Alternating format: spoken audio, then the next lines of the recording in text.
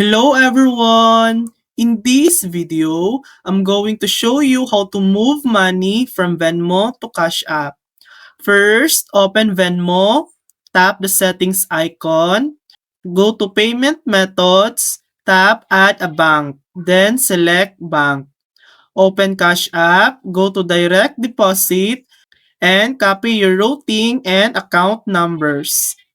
Paste the routing number in Venmo, then paste your account number twice to confirm.